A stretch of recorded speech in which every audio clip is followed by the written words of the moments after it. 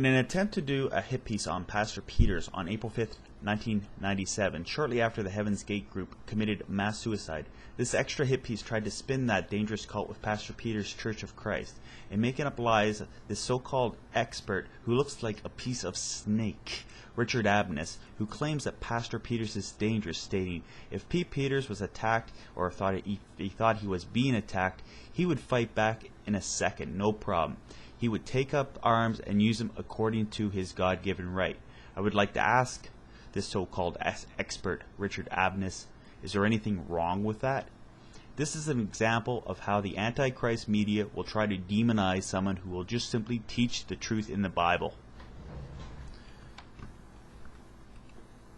Plus, is this the next cult leader you'll be hearing about? Pete Peters teaches his followers that a race war is imminent, and only his followers will survive.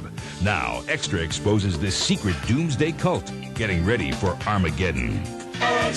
Well, Brad, we've learned a lot about Heaven's Gate in the last week, but now you're about to see a far more dangerous group that could add an explosive element to the cult madness.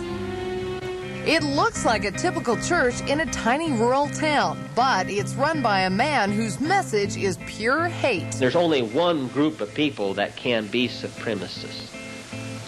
That's white people. I think people should be afraid because his message instills hate into people who are already hating.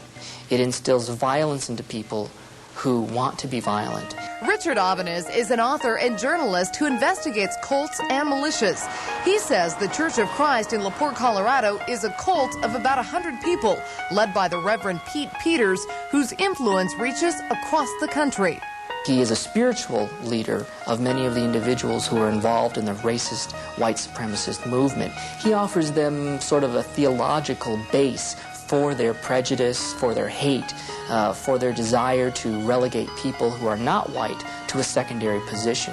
This week's Newsweek magazine points to the LaPorte Church as one of the sects with potential to explode. Trouble's been brewing since 1977, when Peters began preaching a belief system called Christian identity.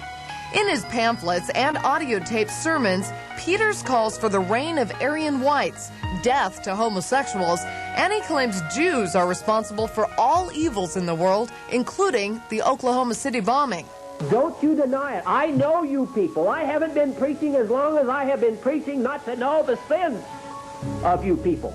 According to Peter's Scriptures for America, which can also be found on the internet, an apocalyptic race war is approaching and whites must be prepared. The Antichrist is going to rise and force all people to take the mark of the beast. In order to avoid this, they store up food, weapons, clothing, and they want to move off into an isolated region to avoid this Antichrist. Peter's separatist message is closely linked to militias like the Freemen in Montana and hate groups like the Aryan Nation and the Ku Klux Klan. In fact, the Reverend is seen in this video introducing Louis Beam, a former Grand Dragon of the KKK, at a supremacist meeting in Colorado in 1992. Father, you know how badly we need wisdom in this time. For the remainder of this meeting, let it flow from your throne. Although their messages are very different, Abanes sees similarities between Pete Peters and Marshall Applewhite, who led the Heaven's Gate cult into mass suicide last week. Peters, Applewhite, Koresh, all of these individuals had a lot of charisma. They could speak to their congregations. They knew how to identify with their congregations, and it made their followers feel very much a part of something great. In public, Peters never directly calls for acts of violence, but Abanes says if confronted, the pastor and his congregation could become dangerous. If Pete Peters was attacked, or if he felt he was being attacked, he'd fight back in a second. No problem. He would take up arms and use them according to his God-given right. Amen. Well, experts who track these groups say they are seeing increasing interaction between militia groups and UFO believers. They often share information on bomb shelters and weapons.